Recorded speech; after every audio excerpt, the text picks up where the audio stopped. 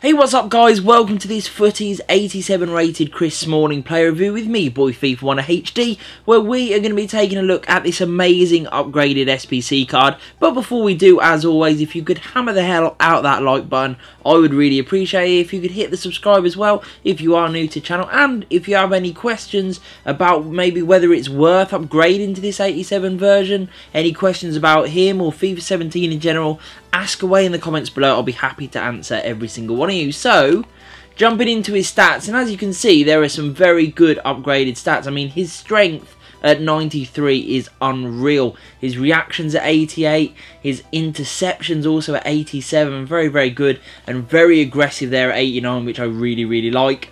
We move on, and obviously there are a few sort of skill attributes that aren't really that relevant to a centre-back, but his heading accuracy is very good, as is his marking. Slide tackle and stand tackle also very, very good indeed.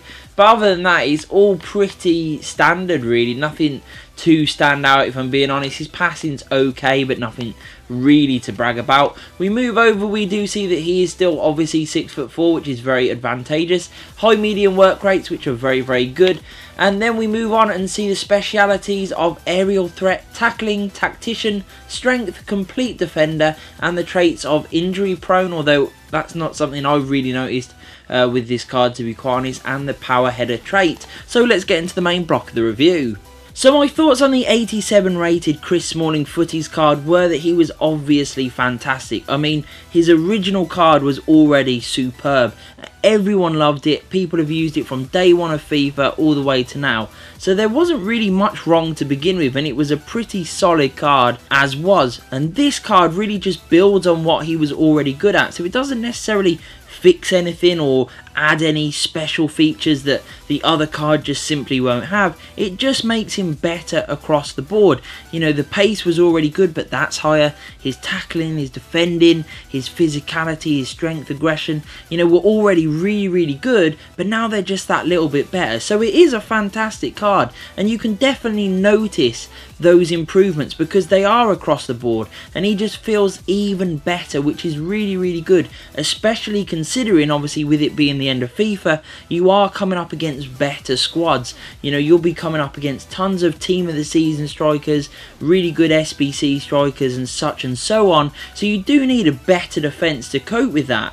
However, would the 84 version still be doing a good job? Most probably. It's still a very good card. It's one that I've still been using and had no issues at all with. So the question of, should I go out and get this card, or should I just, you know, sort of save my coins and keep using the 84 rated version, really comes down to you, because yes, he is worth the upgrade, but if you missed out on him and just carry on using the 84 rated version, would you be upset? Well, not really, because that is still a fantastic card. So it really does come down to whether you're on the fence. If you're thinking, oh, I quite want him, definitely go out and get him, because he is better. It's a nice card, 87 rated in the Premier League with that English nation. You are going to use this card to death, and it is a fantastic one to do it with. If you are wanting to save the coins from maybe one of the other SBCs, or just for players that you can buy, then just do that, because you will not be disappointed with his 84 rated card either. Both are great options. The 87 one definitely improves on what was already a great card, and that is why I've had to give him 9 out of 10, because he is fantastic. The only thing that counted against him was obviously he's untradeable, so it does tie up all of that money in this card that you can't really get rid of unless you use it in another SBC. That was the only thing really that sort of held me back, other than his original card being so damn good. So it is, you know, one of those ones where you have to question. But overall, a top player that I would highly recommend. He is a fantastic card. You will enjoy him. He excels in all the areas that he already did. So I hope you enjoyed the review, guys. If you did, please hit that like button, hit the subscribe, and peace.